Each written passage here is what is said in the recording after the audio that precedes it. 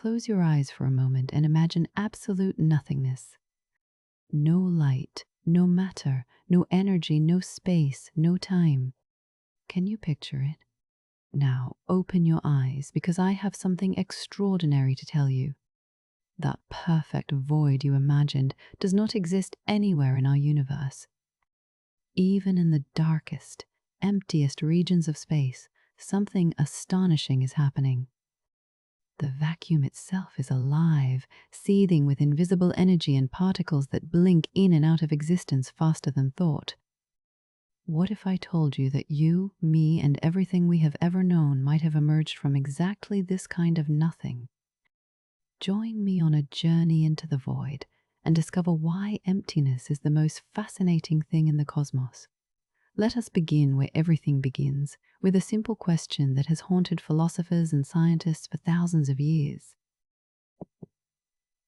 What is nothing? You might think the answer is obvious. Nothing is the absence of everything, the void between the stars, the darkness before creation. But when we look closely at the universe with the tools of modern physics, we discover something that would have amazed the ancient Greeks who first pondered this question. The vacuum of space, that seemingly empty canvas upon which the cosmic drama unfolds, is not truly empty at all.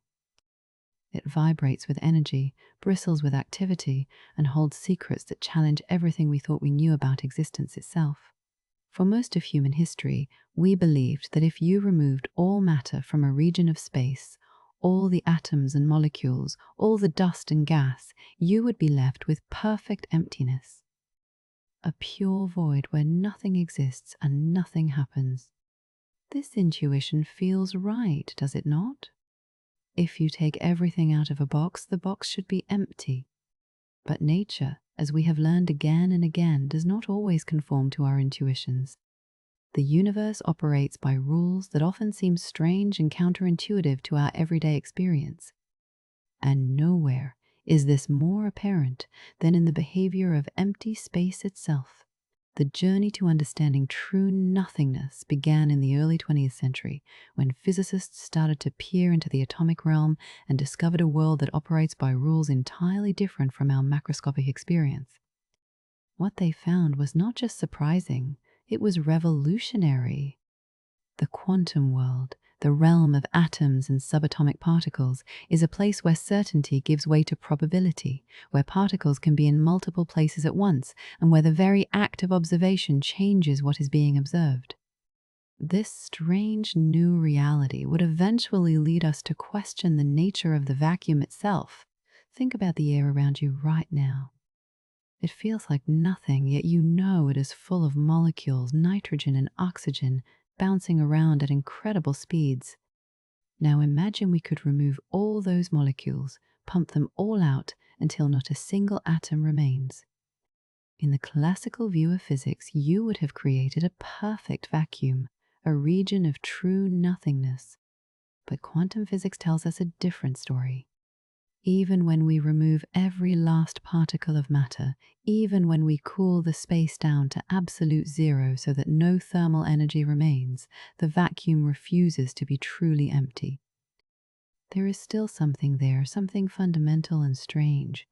What remains in this quantum vacuum is not matter in any traditional sense.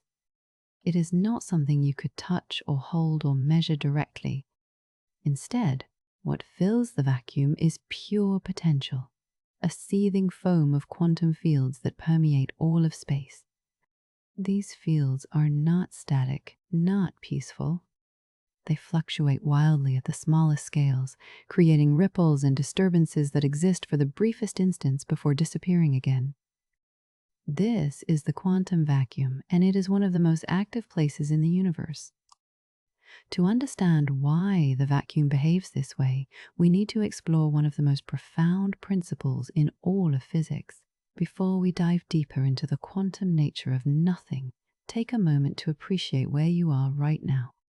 You are floating on a planet that is itself floating through an ocean of space, and that space, as we are about to discover, is far from empty.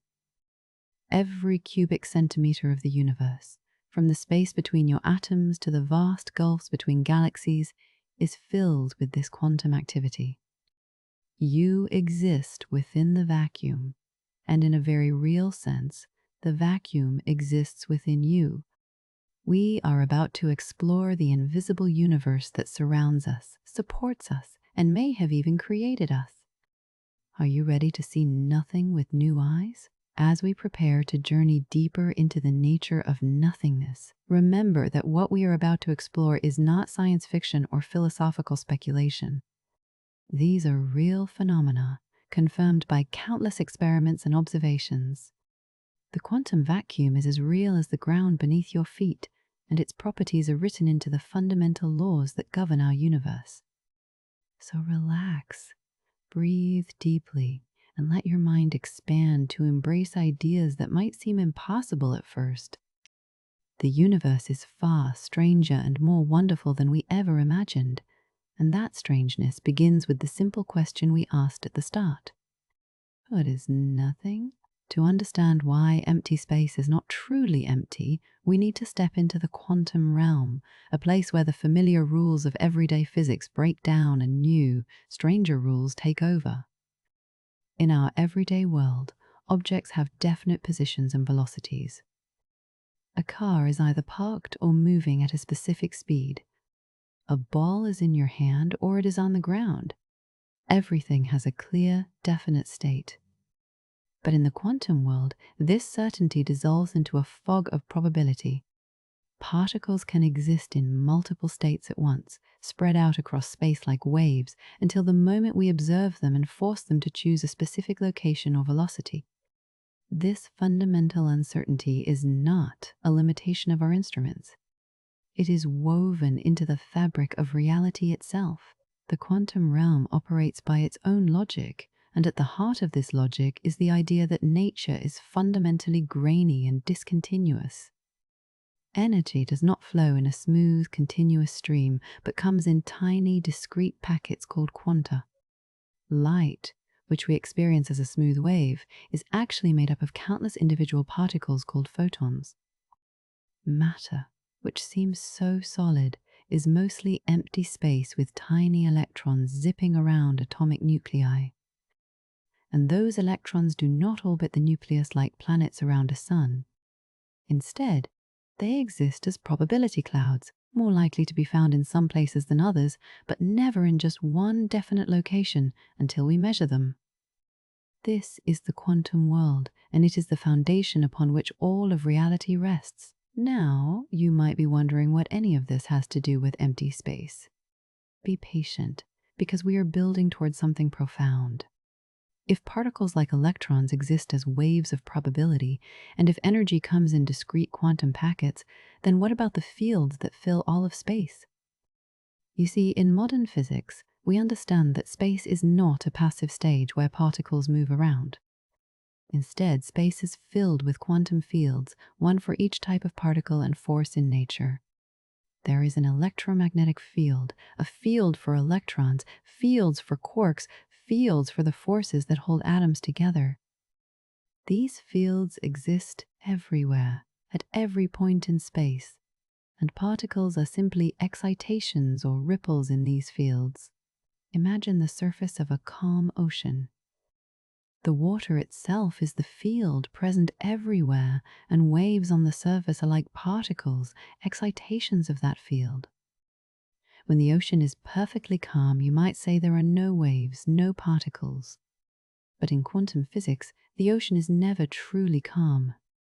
Even in its lowest energy state, even when we would call it empty, the quantum fields are constantly jittering and fluctuating due to the inherent uncertainty of the quantum world. These fluctuations are not gentle ripples. At the smallest scales, near what we call the Planck length, these fluctuations are violent and chaotic, creating a seething foam of temporary particles that pop into existence and vanish again in unimaginably short spans of time. This quantum jittering of empty space might sound like an abstract mathematical curiosity, but it has real, measurable consequences. The vacuum is not passive. It interacts with particles and fields in ways we can detect and measure. When electrons move through space, they are constantly being jostled by these vacuum fluctuations, causing tiny shifts in their energy levels. These shifts have been measured with extraordinary precision, confirming that the quantum vacuum is not just a theoretical idea, but a physical reality. The vacuum has energy, it has structure, and it plays an active role in shaping the behavior of matter and light throughout the universe. The quantum nature of reality is not something that only matters at the microscopic scale. These quantum effects, these fluctuations in empty space, have consequences that ripple upward into our everyday world. The stability of atoms, the behavior of light, the structure of materials, all of these depend on the quantum properties of the vacuum. And as we will soon discover, the quantum vacuum may have played the starring role in the greatest event in cosmic history, the birth of the universe itself. But we are getting ahead of ourselves. First, we need to understand the principle that makes all of this possible, the rule that allows the vacuum to teem with activity even when it contains nothing at all. As we move forward on this journey, let yourself settle deeper into relaxation. The concepts we are exploring are profound, but you do not need to grasp every detail. What matters is the sense of wonder, the recognition that reality is far richer and stranger than it appears on the surface. Empty space, the very thing we think of as the absence of everything, is actually a bustling quantum world, a foundation upon which all existence rests. In the next part of our journey, we will discover the principle that governs this quantum activity, a principle so fundamental that it shapes everything from the smallest particle to the largest structure in the cosmos. For now, simply rest in the knowledge that you are surrounded by this invisible quantum dance. In 1927, a young German physicist named Werner Heisenberg discovered something that would forever change our understanding of nature. He found that there is a fundamental limit to how precisely we can know certain pairs of properties about a particle. The most famous example is position and momentum, which is related to velocity. The more precisely you know where a particle is, the less precisely you can know how fast it is moving, and vice versa. This is not because our instruments are imperfect. It is because nature itself does not allow both properties to have definite values at the same time. This is the famous Heisenberg uncertainty principle, and it is the key to understanding why the vacuum cannot be truly empty. Think about what this means for a moment. If a particle could be perfectly still, its momentum would be exactly zero, and we would know its velocity with absolute precision. But if we know the velocity precisely, the uncertainty principle tells us that we cannot know the position precisely. The particle would be smeared out across all of space. Conversely, if we try to pin down the particle to an exact location, its momentum becomes uncertain, which means it must be moving, but we cannot say how fast or in what direction. There is a fundamental fuzziness to reality at the quantum level, an irreducible uncertainty that prevents anything from being perfectly defined and perfectly still at the same time. Now apply this principle to empty space. If the vacuum were truly empty, truly at zero energy with no fluctuations whatsoever, then the quantum fields would be perfectly still, perfectly defined. But the uncertainty principle forbids this. The fields cannot be precisely zero everywhere. They must fluctuate, they must jitter, they must have some irreducible amount of motion and activity. This is not a choice. It is a fundamental requirement of quantum mechanics. The vacuum state, the lowest energy state of the quantum fields, is not a state of perfect stillness, but a state of minimum possible fluctuation. And even this minimum fluctuation is enough to fill the universe with a subtle but ever-present quantum activity. There is another form of the uncertainty principle that is even more important for understanding the quantum vacuum. This version relates energy and time. It tells us that over very short periods of time, the energy of a system can be highly uncertain. Energy can fluctuate wildly as long as those fluctuations average out over longer timescales. What this means is that for a brief instant, a tiny fraction of a second, the vacuum can borrow energy from nowhere, create particles out of pure nothingness, as long as those particles disappear again quickly enough that the books balance when averaged over time. This is the loophole that nature exploits to make the vacuum come alive. Imagine for a moment that you could freeze time and look at the vacuum at a single instant. What you would see, if you had eyes that could perceive quantum fields, would be astonishing. Everywhere, at every point in space, particle and antiparticle pairs are blinking into existence, borrowing energy from the uncertainty principle itself. An electron and a positron appear together, exist for a fleeting moment, and then annihilate each other, paying back the borrowed energy. A photon splits into a virtual electron and positron pair, which quickly recombine. Quarks and antiquarks, neutrinos and antineutrinos, all manner of particle, antiparticle pairs are constantly being created and destroyed, too quickly to be seen directly, but with real consequences for the universe. These fleeting particles are called virtual particles, and they are one of the most fascinating predictions of quantum field theory. They are called virtual because they exist only briefly, living on borrowed energy and time. They cannot be observed directly in isolation, because the act of observing them with enough precision to confirm their existence would require disturbing them in a way that violates the energy-time uncertainty relation that allows them to exist in the first place. Yet despite being virtual, despite never being directly observable, these particles have measurable effects. They change the energy levels of atoms, they affect the behavior of light, and they even create forces between objects in the vacuum. Heisenberg's uncertainty principle is often presented as a limitation, a statement about what we cannot know. But it is so much more than that. It is a statement about the nature of reality itself. It tells us that the universe has an inherent graininess, an irreducible fuzziness that prevents perfect knowledge and perfect stillness. And paradoxically, this limitation is what makes the universe dynamic and interesting. If the uncertainty principle did not exist, if the vacuum could be perfectly empty and still, the universe would be a very different and much less interesting place. The dance of virtual particles in the void is a direct consequence of this fundamental principle, and as we will see, this dance has shaped the cosmos in ways we are only beginning to understand. Now that we understand the principle that allows virtual particles to exist, let us explore what this means for the texture of reality. Picture the vacuum not as empty space, but as an ocean teeming with invisible life.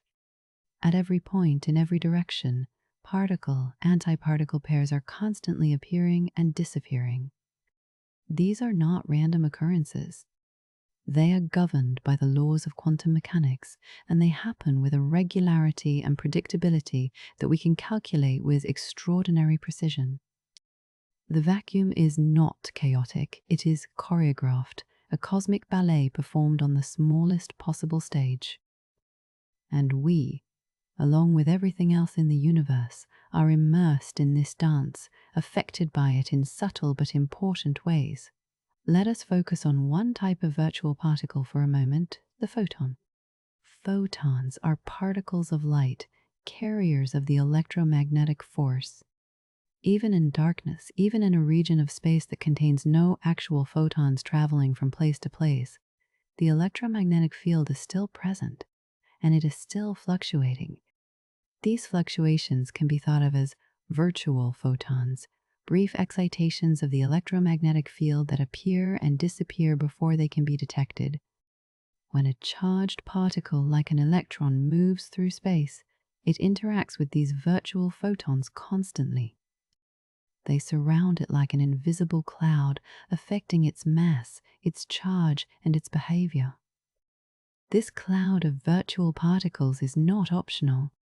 It is an inseparable part of what we call an electron. The existence of these virtual particle clouds leads to some remarkable phenomena. One of the most precisely tested predictions in all of physics is the anomalous magnetic moment of the electron, a tiny correction to the electron's magnetic properties caused by its interactions with virtual particles in the vacuum. Theory and experiment agree on this quantity to more than 10 decimal places, making it one of the most accurate predictions ever made in science. This extraordinary agreement between theory and experiment is powerful evidence that virtual particles, despite their ghostly nature, are real in every sense that matters. They have consequences, they affect measurements, and they must be included in our calculations to get the right answer. Virtual particles do not only affect individual particles like electrons, they also affect the forces between particles. When two charged particles interact, the force between them is mediated by photons. In the classical view, you might imagine a real photon traveling from one particle to the other, carrying the electromagnetic force. But in the quantum view, the situation is more complex and more interesting. The force is actually mediated by a constant exchange of virtual photons between the particles, photons that exist only for the brief time it takes to travel from one particle to the other. This exchange of virtual particles is how all fundamental forces work in quantum field theory. The electromagnetic force, the strong nuclear force, even gravity in some quantum descriptions, all operate through the exchange of virtual particles. One of the strangest aspects of virtual particles is that they do not have to obey the usual relationship between energy and mass that real particles must follow. Einstein told us that E equals mc squared, that energy and mass are equivalent. For a real particle, there is a precise relationship between its energy, its mass, and its momentum. But virtual particles can exist in states where this relationship does not hold, as long as they do not exist long enough for us to notice. They can have the wrong mass for their energy, or the wrong energy for their momentum. They are quantum ghosts, obeying different rules than the solid, observable particles that make up our world. Yet these ghosts are essential to understanding how reality works at its deepest level. As you rest and absorb these ideas, consider this thought. Every breath you take, every photon of light that reaches your eyes, every atom in your body is constantly being buffeted by virtual particles. You are not separate from the quantum vacuum. You are embedded in it, connected to it, affected by it every moment of your existence. The vacuum is not empty space that you move through. It is an active participant in every physical process, an invisible foundation that supports and shapes everything that exists.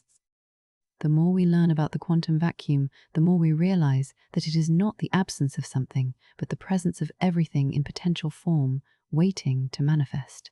The dance of virtual particles is ceaseless and universal.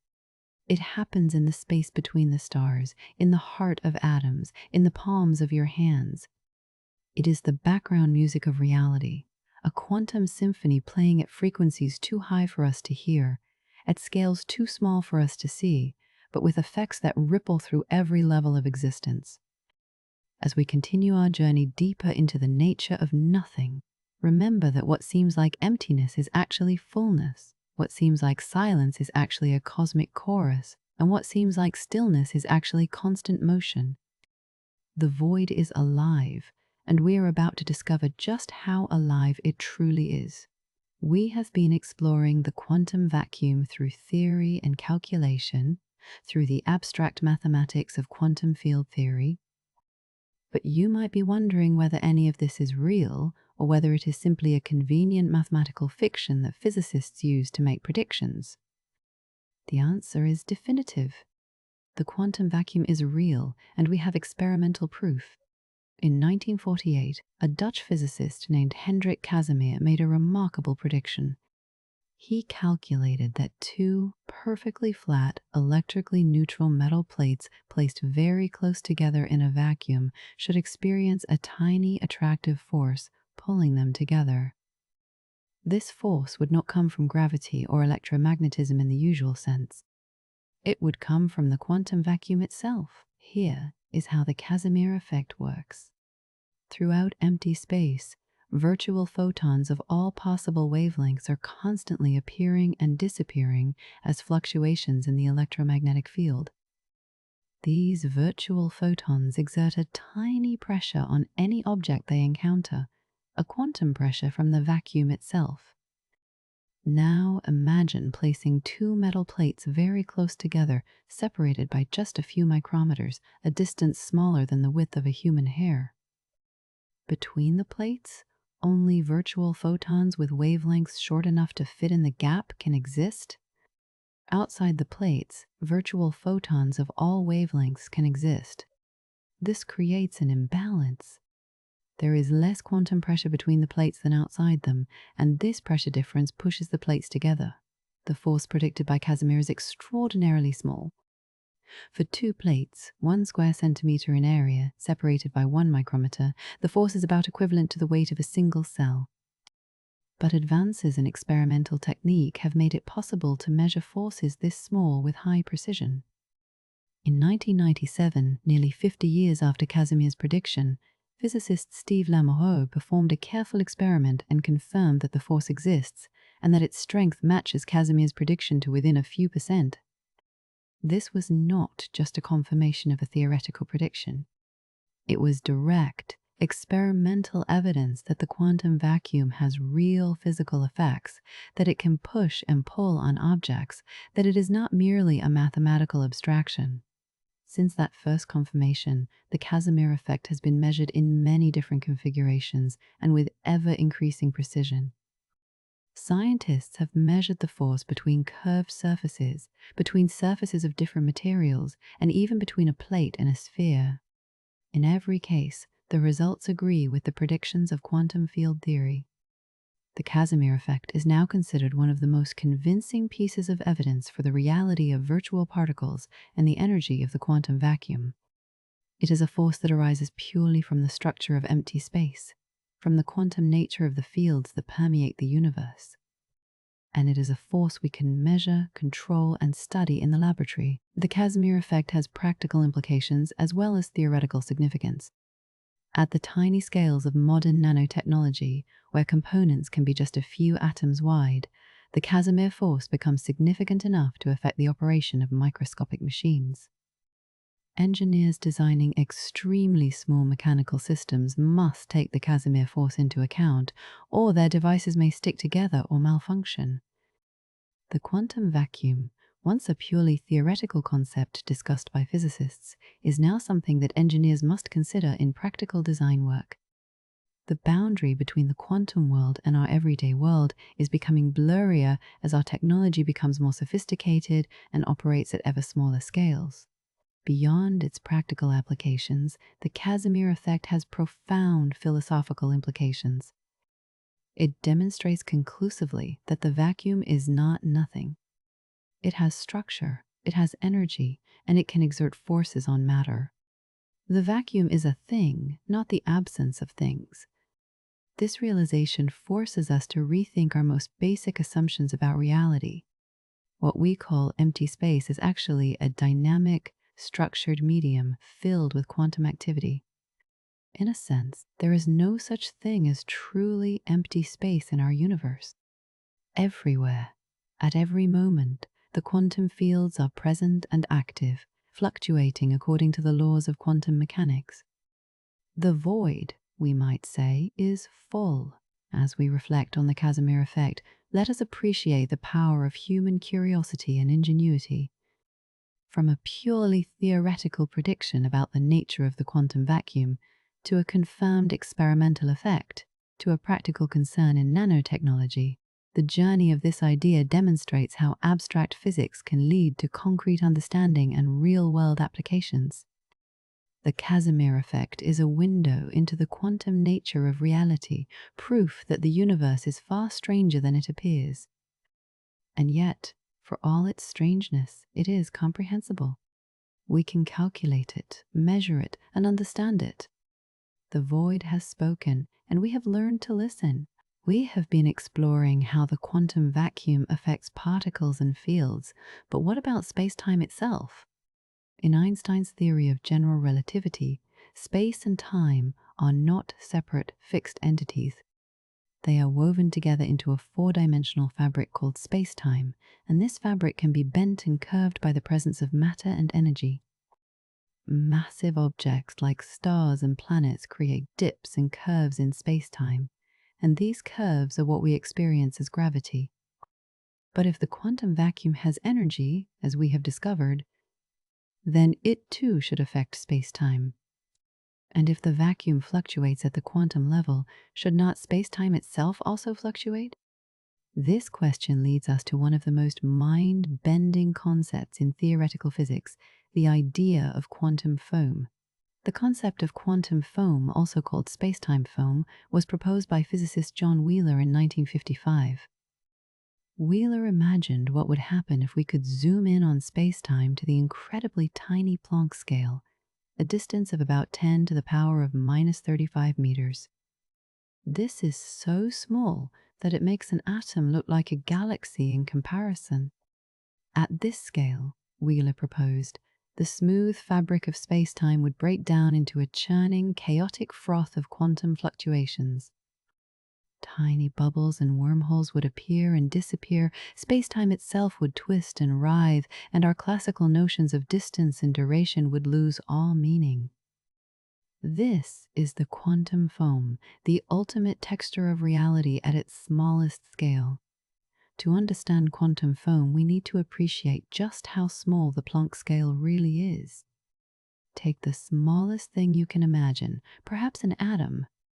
Now realize that an atom is to the Planck scale, as our entire observable universe is to a small building. The Planck scale is not just small, it is incomprehensibly, unimaginably tiny. At this scale, the uncertainty principle we discussed earlier becomes so extreme that spacetime itself cannot have a definite shape or structure. Distance and time become fuzzy, probabilistic concepts.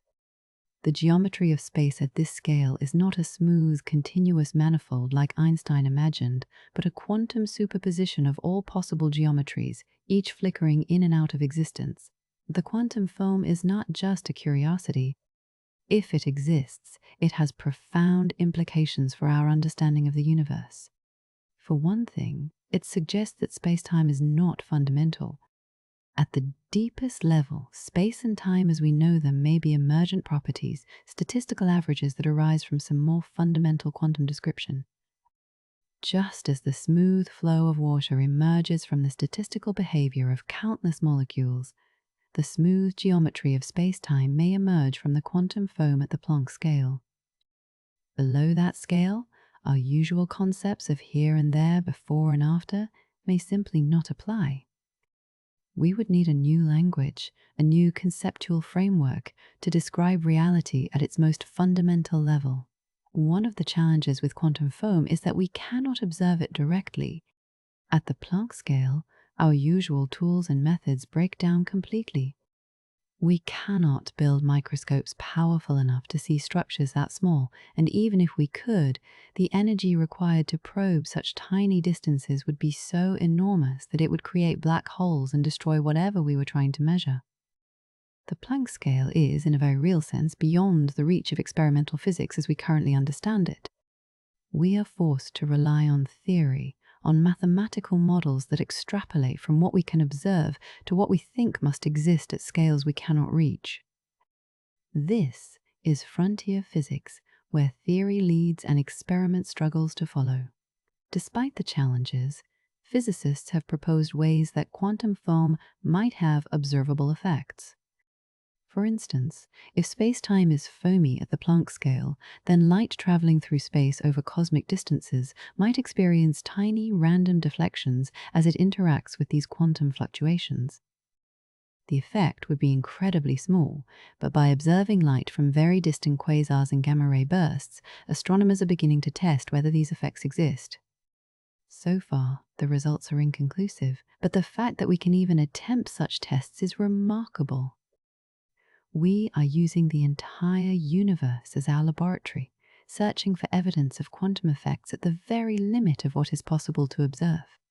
The quantum foam represents the ultimate merger of quantum mechanics and general relativity, two pillars of modern physics that have proven notoriously difficult to unite into a single, coherent theory.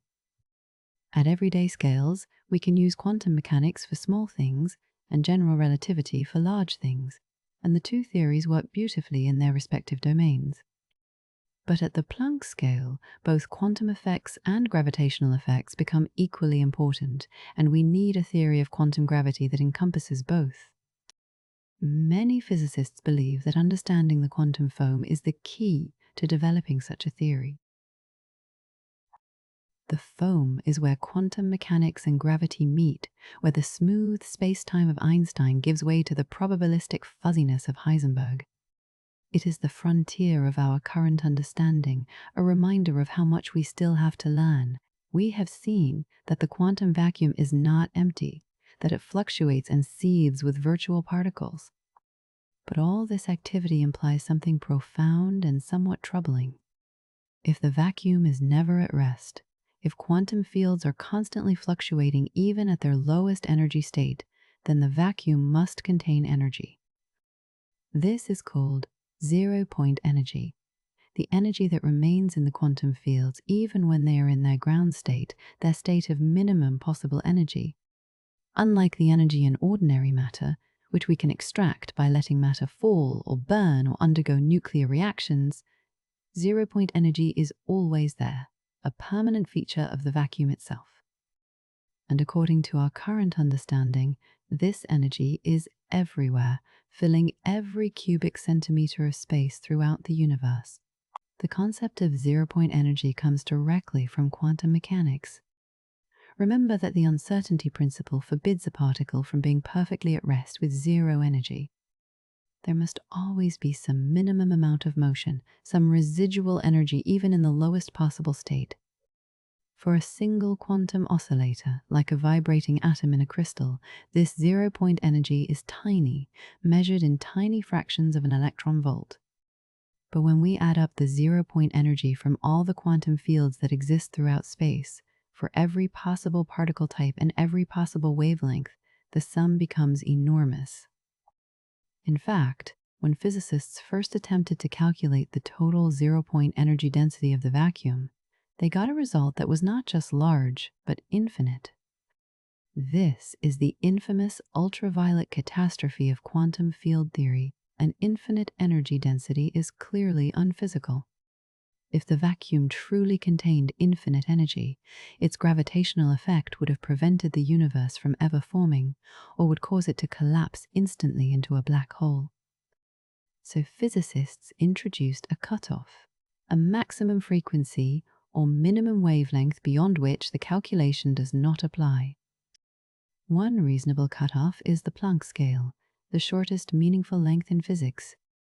But even with this cutoff, the calculated zero-point energy density is still enormous, about 10 to the power of 113 joules per cubic meter.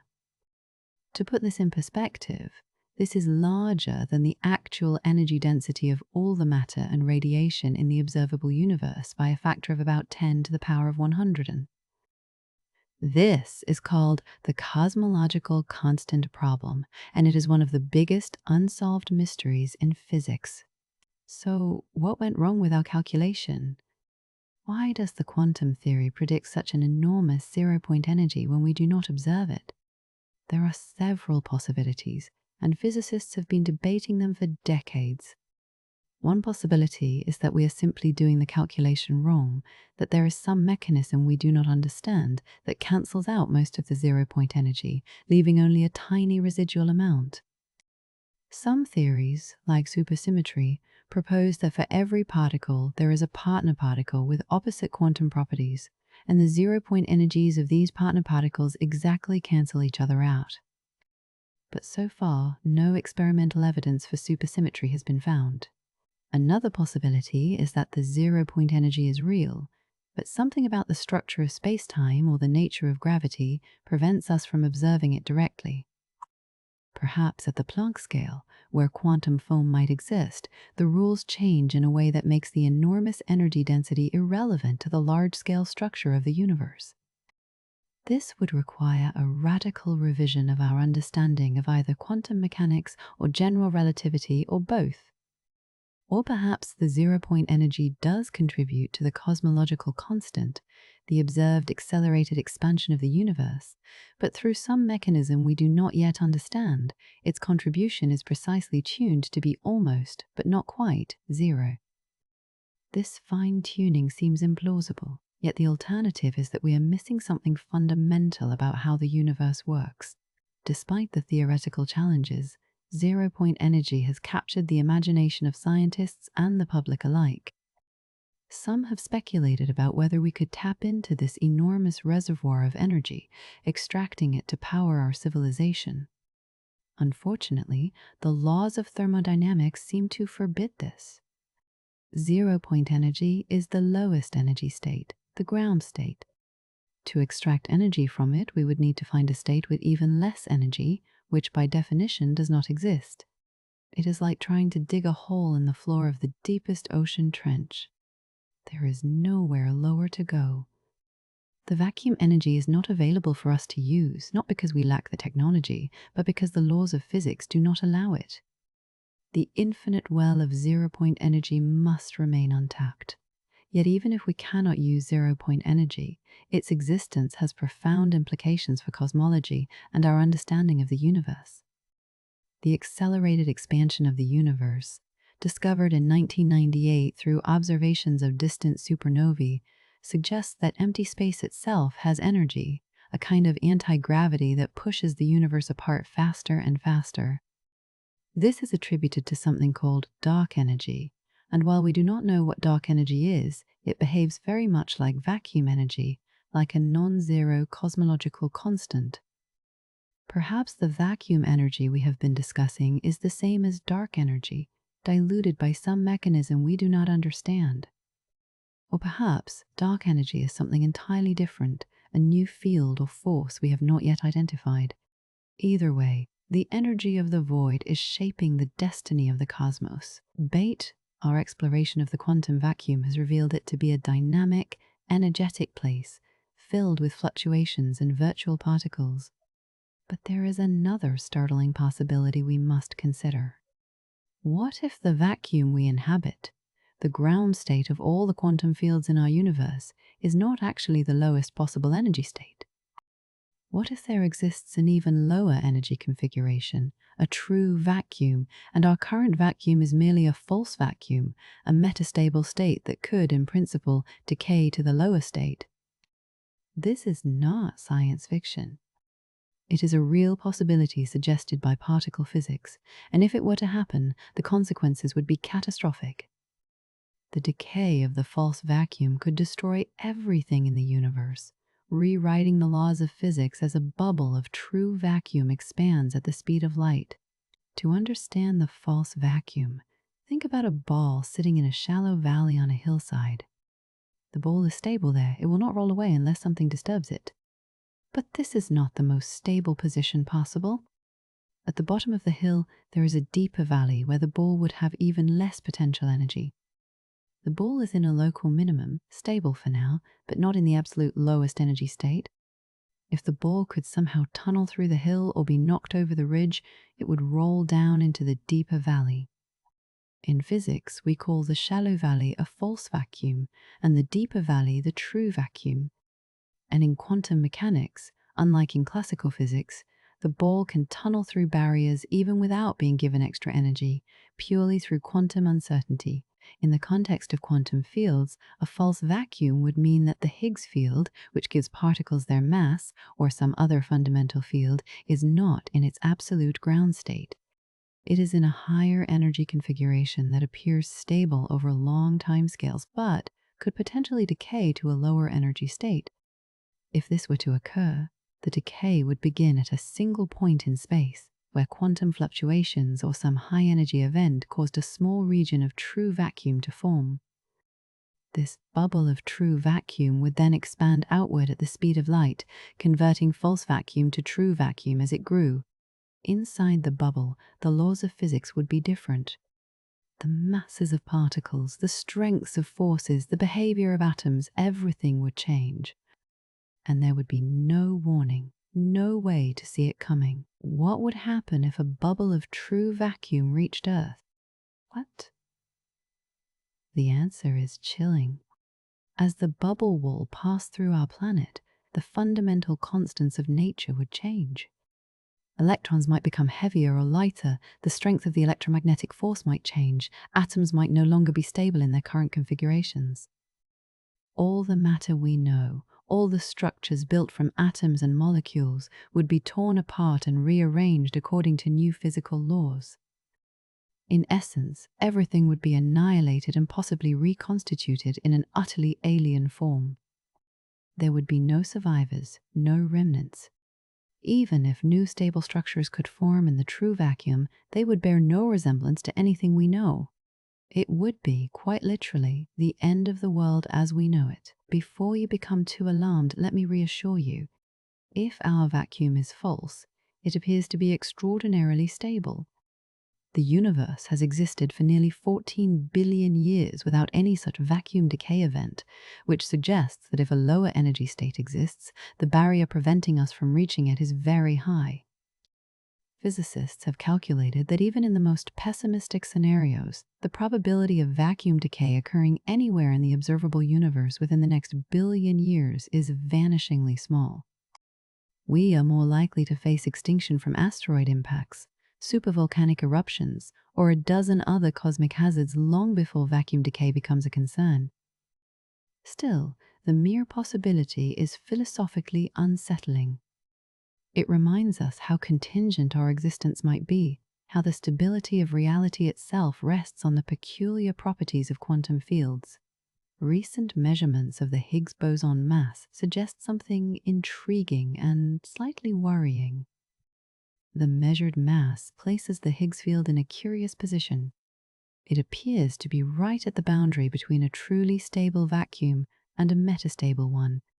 Some calculations suggest that our vacuum might indeed be metastable, a false vacuum that will eventually decay, but on timescales far longer than the current age of the universe. Other calculations suggest we are in a stable, true vacuum after all. The answer depends on precise measurements of particle masses and coupling constants that are still being refined. We live in an era where the ultimate fate of the universe might be determined by decimal places in experimental measurements. How extraordinary is that? The concept of the false vacuum invites us to think about stability and change on the grandest possible scale. Our universe, for all its apparent permanence, might be a temporary configuration, stable for now, but not forever. The laws of physics we observe, the fundamental constants that seem so fixed and immutable, might themselves be contingent, the result of which, vacuum state. The universe happened to settle into after the Big Bang. In other universes, if they exist, different vacuum states might produce entirely different physics, different particles, different forces, perhaps even different numbers of dimensions. The false vacuum hypothesis connects to some of the deepest questions in cosmology. Why does the universe have the properties it does? Why are we here to ask such questions? As we will see in the final segments of our journey, the quantum vacuum might hold the key to answering these profound questions. We have explored the quantum vacuum as it exists in our universe today. But what role did the vacuum play in the universe's beginning? To answer this, we must journey back to the very first moments after the Big Bang, to an epoch so early that the entire observable universe was smaller than an atom. According to our best cosmological theories, during this era something extraordinary happened. The universe underwent a period of exponential expansion called cosmic inflation, growing from subatomic size to macroscopic size in a tiny fraction of a second. And the driving force behind this inflation was the vacuum itself, or more precisely, a special kind of false vacuum associated with a quantum field called the inflaton field. The quantum vacuum did not just support the universe. It actively created the space the universe occupies. The theory of cosmic inflation was proposed in the 1980s to solve several puzzles about the Big Bang. Why is the universe so uniform in all directions? Why is the geometry of space so flat?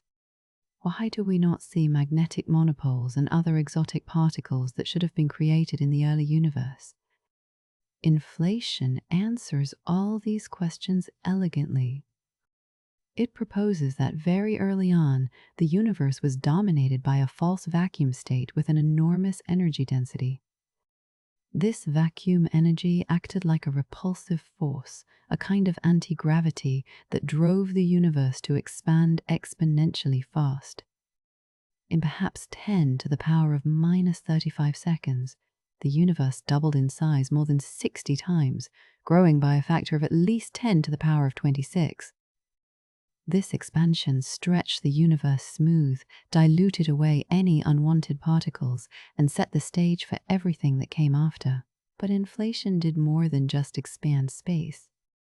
It also planted the seeds for all the structure we see in the universe today, the galaxies, stars, planets, and ultimately us. Here is where quantum mechanics plays a crucial role. During inflation, the inflaton field, like all quantum fields, was subject to fluctuations due to the uncertainty principle. These were the same kind of virtual fluctuations we have been discussing, tiny quantum jitters in the field. Normally, such fluctuations would appear and disappear too quickly to matter. But during inflation, the exponential expansion of space stretched these quantum fluctuations to enormous sizes, freezing them in place before they could disappear. These inflated quantum fluctuations became density perturbations in the early universe, regions that were slightly more or less dense than average. After inflation ended, as the inflaton field decayed and released its energy into ordinary matter and radiation, these density perturbations remained. Regions that were slightly denser had a bit more gravitational pull, attracting more matter and becoming denser still. Over millions and billions of years, these initial seeds grew through gravitational amplification into the cosmic web we observe today, a vast network of galaxy clusters, filaments, and voids stretching across billions of light years. Every galaxy, every star, ultimately traces its origin back to a quantum fluctuation in the inflaton field during the first fraction of a second after the Big Bang. We are made from atoms forged in stars, but those stars formed in galaxies that grew from quantum seeds planted by inflation. In a very real sense, we exist because of quantum mechanics and the vacuum. The evidence for inflation comes from detailed observations of the cosmic microwave background, the faint glow of light left over from the early universe. This light, detected by satellites like Waymap and Planck, carries the imprint of those primordial density fluctuations as tiny temperature variations across the sky.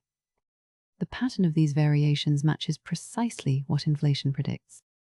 The fluctuations are nearly scale invariant, meaning they have similar strength at all size scales, and they follow a nearly Gaussian statistical distribution, exactly as expected from quantum fluctuations. This is smoking gun evidence that quantum mechanics was operating in the early universe, and that the structure of the cosmos emerged from the quantum foam. The tiny uncertainties allowed by Heisenberg's principle, amplified by cosmic inflation, became the galaxies and stars we see today. Inflation transforms the quantum vacuum from a passive backdrop into an active player in cosmic history. The vacuum energy drove the expansion that created space itself, and quantum fluctuations in the vacuum provided the seeds for all cosmic structure. But inflation also raises a profound question. If inflation could start in one region of space, could it start in others? Could there be regions of space that are still inflating and will continue to inflate forever, with new pocket universes like ours constantly budding off? This idea, called eternal inflation, suggests that our observable universe might be just one bubble in an eternally inflating cosmic foam, a tiny patch where inflation happened to end and matter could form. Beyond our cosmic horizon, space might be inflating still, creating an infinite multiverse of pocket universes. The connection between quantum mechanics, the vacuum, and cosmic inflation is one of the most beautiful syntheses in modern physics. It links the smallest possible scales, where quantum uncertainty reigns, to the largest possible scales, the structure of the entire universe. It tells us that the cosmos itself emerged from quantum processes, that chance and uncertainty at the quantum level became the galaxies and stars at the cosmic level. And it suggests that our universe might not be unique, that the quantum vacuum might be capable of creating not just one universe, but infinitely many. As we approach the culmination of our journey, we will face the ultimate question: could the entire universe, everything that exists, have emerged from the quantum vacuum itself? Could something truly come from nothing? We have reached the deepest question of all. Where did the universe come from? For most of human history, this question was considered beyond the reach of science, a matter for philosophy or theology, but not empirical investigation. But modern physics, by revealing the quantum nature of the vacuum, has given us new ways to approach this ancient mystery. Some physicists now argue that the universe, with all its matter and energy, its space and time, could have arisen spontaneously from a quantum fluctuation in nothing.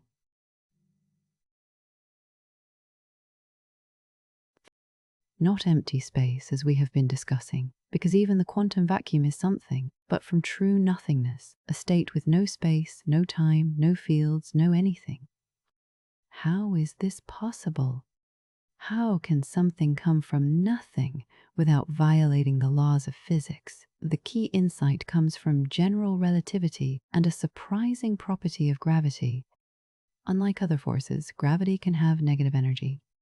When you climb a ladder, you gain gravitational potential energy, but from another perspective, you could say the gravitational field lost energy binding you to the earth.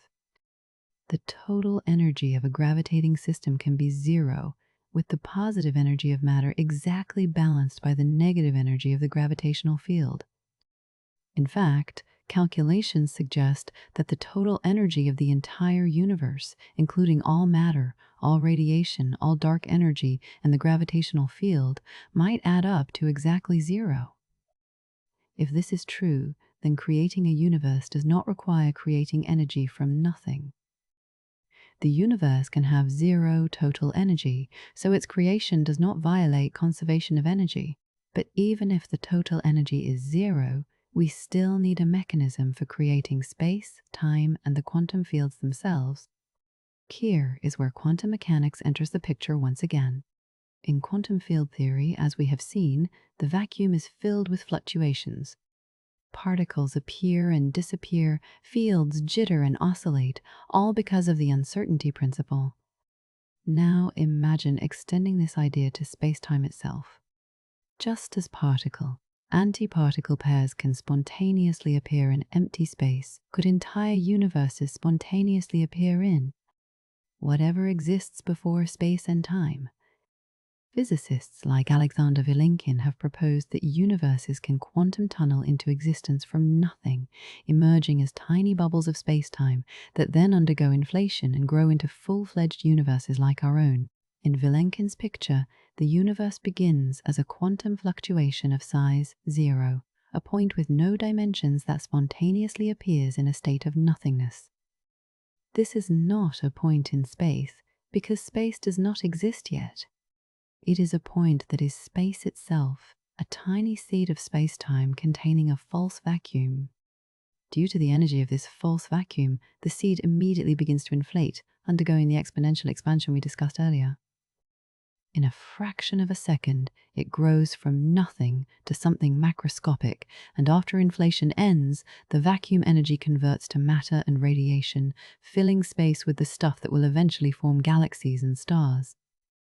The entire process, from absolute nothingness to a universe full of matter, can be described by the equations of quantum field theory and general relativity. No magic required, just physics.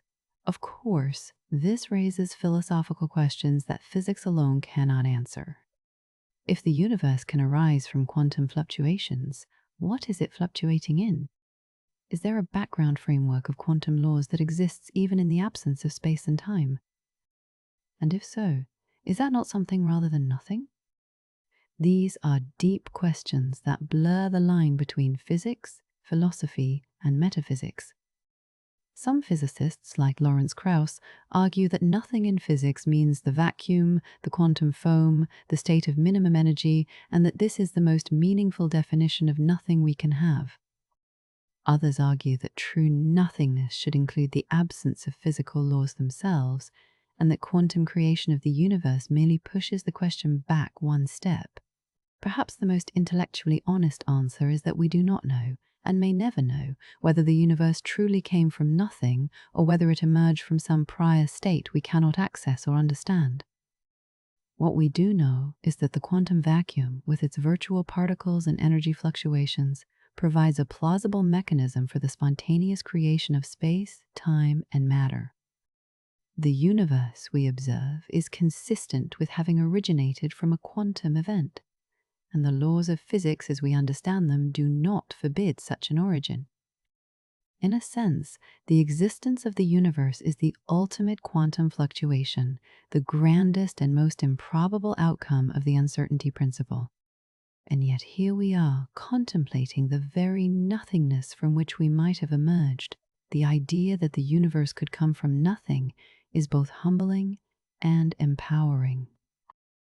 It suggests that existence itself may be a natural consequence of quantum laws, not something that requires external creation or explanation. It means that universes might be common, even inevitable, whenever the conditions are right for a quantum fluctuation to occur. At the same time, it deepens the mystery of why there are laws at all, why the universe follows quantum mechanics and general relativity rather than some other set of rules or no rules whatsoever. These questions may lie beyond the reach of science, or they may simply require new conceptual frameworks we have not yet imagined. For now, we can marvel at the fact that physics has brought us to the point where we can seriously discuss the origin of everything from the quantum nature of nothing. If universes can quantum tunnel into existence from nothing, as we have discussed, then an intriguing possibility emerges. There might not be just one universe, but many, perhaps infinitely many. This is the multiverse hypothesis, and it comes in several flavors. The version most closely connected to the quantum vacuum is the idea that if our universe arose from a quantum fluctuation, then other quantum fluctuations could create other universes, each one a separate bubble of space-time with its own properties, its own physical laws, even its own number of dimensions. These universes would be causally disconnected from ours, separated by the void from which they emerged, with no possibility of communication or interaction between them. In a sense, each universe would be its own reality, complete and self-contained. In some multiverse scenarios, the false vacuum decay we discussed earlier plays a central role. When a region of false vacuum decays to true vacuum, the boundary between them becomes a new expanding universe with different physical properties than the parent universe. This process can repeat indefinitely, creating a branching tree of universes, each generation potentially with different values of fundamental constants, different particles, different forces. Our universe would be just one branch on this infinite tree, one particular set of physical laws that happen to allow for complex structures like galaxies, stars, and living things to form. Other branches might be sterile, lacking the right conditions for life, while yet others might be even more hospitable than ours. The multiverse hypothesis is controversial, and not all physicists accept it. Critics argue that if other universes are forever beyond our reach, then the multiverse is not a scientific theory in the traditional sense, because it makes no testable predictions. We cannot observe other universes, so how can we claim they exist? Proponents counter that the multiverse is a natural consequence of theories we already accept, like inflation and quantum mechanics, and that we should take our theories seriously even when they lead to predictions we cannot directly verify. Furthermore, they argue, the multiverse can help explain why our universe has the properties it does, why the physical constants seem fine-tuned for life. If there are many universes with different constants, then it is not surprising that we find ourselves in one of the rare universes where life is possible. This brings us to the anthropic principle, the idea that we should not be surprised to find ourselves in a universe that allows our existence, because in a universe where life was impossible, there would be no one to wonder about it. In a multiverse where every possible combination of physical constants occurs, conscious observers can only exist in those universes where the constants allow for complexity and life. This does not explain why the multiverse exists, or why the range of possible constants is what it is, but it does make our particular universe less improbable. We are here because countless other universes are not habitable, and we could only have evolved in one of the rare ones, that is. This reasoning makes some physicists uncomfortable, as it seems to give up on finding a deeper explanation, but others see it as a profound insight into the nature of existence. Another version of the multiverse arises from the many worlds interpretation of quantum mechanics. In this view, every quantum measurement that could have multiple outcomes actually has all those outcomes, but in separate branches of the wave function. Each time a quantum event occurs, the universe splits into multiple copies, one for each possible outcome. Over time, this creates an unimaginably vast number of parallel universes, all existing simultaneously but unable to interact with each other. In this interpretation, quantum uncertainty does not mean that nature is choosing randomly. It means that all possibilities are realized, each in its own branch of reality. This is perhaps the most radical version of the multiverse, suggesting that not only are there other universes with different physical laws, but infinitely many universes identical to ours, except for the outcomes of quantum events. Whether the multiverse is real or merely a mathematical artifact of our theories is one of the great open questions in physics. We may never have definitive proof one way or the other, but the fact that multiple independent lines of reasoning, from quantum mechanics to cosmology to string theory, all point towards some form of multiverse suggests that the idea has deep roots in our understanding of nature. The quantum vacuum, with its virtual particles and fluctuations, its ability to create space and time through inflation, seems to naturally lead to a picture where our universe is not unique. And if that is true, then the void is not just the birthplace of our cosmos, but of countless others as well, an infinite creative potential that manifests itself in every possible way. As we contemplate the multiverse, let us remember where we began this journey. We asked what nothing is, and discovered that empty space is not truly empty.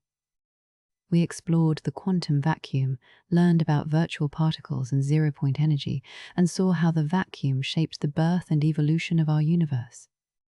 Now we find ourselves facing the possibility that the void has given birth not just to one universe, but to infinitely many.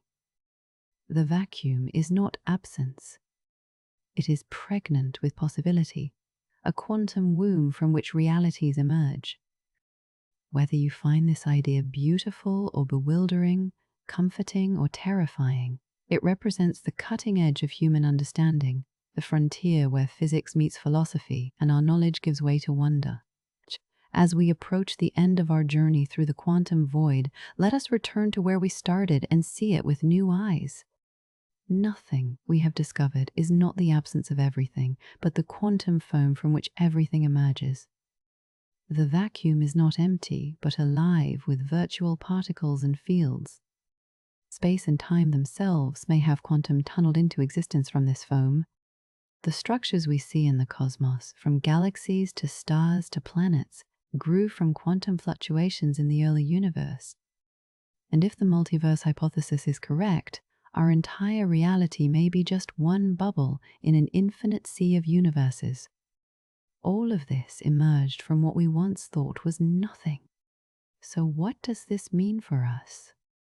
What does it mean to be made from the void? Every atom in your body was forged in the nuclear furnaces of ancient stars, stars that formed in galaxies that grew from quantum seeds planted during cosmic inflation. Those quantum seeds were fluctuations in the inflation field, governed by Heisenberg's uncertainty principle, the same principle that fills the vacuum with virtual particles. Trace your lineage back far enough, and you find that you are made from quantum fluctuations, from the inevitable jittering of fields that cannot be perfectly still. You are not separate from the quantum vacuum. You are one of its manifestations, one of the ways the void has organized itself into complex, self-aware patterns. In a very literal sense, you are the universe, looking at itself, the void contemplating its own nature. This realization can be profoundly comforting. When you feel small and insignificant in the face of the vast cosmos, remember that you are not an accidental intruder in an indifferent universe. You are an integral part of the cosmic story, a pattern woven from the same quantum threads that make up everything else. The vacuum energy that drove cosmic inflation flows through you in the form of the fields that hold your atoms together. The uncertainty principle that creates virtual particles also creates the quantum processes in your brain that give rise to consciousness. You and the void are not separate. You are different expressions of the same underlying quantum reality, two faces of the same cosmic coin. Modern physics has given us a creation story as profound as any myth or scripture, but one grounded in observation and mathematics. In the beginning, there was nothing, or perhaps a quantum foam of infinite potential. From this void emerged space and time, inflating exponentially to create room for a universe. Quantum fluctuations in the inflaton field seeded the density variations that grew into galaxies. Stars formed, fusing light elements into heavier ones. Some of those stars exploded, scattering their atoms into space. Those atoms coalesced into new stars and planets. On at least one of those planets, the atoms organized themselves into living cells, and those cells evolved over billions of years into conscious beings capable of understanding their own origins. This is the story physics tells, and it is magnificent. Yet for all that physics can tell us, there remains mystery at the heart of existence. Why do the quantum laws exist? Why does the universe follow these particular rules rather than others, or none at all? Or none at all? Why is there something rather than nothing? These may be questions that science cannot answer, limits beyond which empirical investigation cannot go. Or perhaps future physicists will find even deeper principles, more fundamental laws from which quantum mechanics and relativity emerge as special cases. Either way, the fact that we can ask these questions, that we can trace our origins back through time to the first moments after the Big Bang and beyond, to the quantum foam itself, is a testament to the power of human curiosity and intelligence. We are the universe wondering about itself. As you return to your everyday life after this journey, I invite you to carry with you a new perspective on emptiness and fullness, on nothing and everything. When you look at empty space, remember that it is not empty. When you feel the solid ground beneath your feet, remember that it is mostly void, with atoms held together by quantum forces. When you look up at the night sky, remember that the stars and galaxies you see grew from quantum fluctuations smaller than atoms. And when you wonder about your place in the universe, remember that you are not separate from it. You are the cosmos experiencing itself, the void made conscious, a temporary but beautiful pattern in the eternal quantum dance. Your existence is improbable, but it is also inevitable, a natural consequence of the laws that govern reality. The nature of nothing has revealed itself to be the nature of everything. The void is not empty, but full of potential. The vacuum is not passive, but active and creative. And nothingness itself, when examined closely, transforms into somethingness through the magic of quantum mechanics and the mystery of existence. We are all children of the void, patterns of energy and information that emerged from the quantum foam and will one day return to it. But for now, in this brief moment between birth and dissolution, we have the extraordinary privilege of understanding, however imperfectly, the cosmos that created us. Perhaps in understanding the void, we come to understand ourselves. Perhaps in exploring the nature of nothing, we discover the deepest truths about everything. Thank you for joining me on this exploration of the quantum void. We have journeyed from the largest scales to the smallest, from the birth of the universe to the nature of consciousness, and discovered that nothing is far more interesting than we ever imagined. The vacuum is alive, the void is creative, and we ourselves are manifestations of the same quantum processes that govern all of reality. If this journey has sparked your curiosity, left you with a sense of wonder, or simply helped you relax and drift away, then it has served its purpose. Remember that the universe is stranger and more beautiful than we can imagine, and that you are an integral part of that beauty. Until we meet again, rest well, dream deeply, and never stop wondering about the nature of existence. The cosmos is vast, but you belong to it, and it to you. Goodbye for now, and may the quantum foam be with you.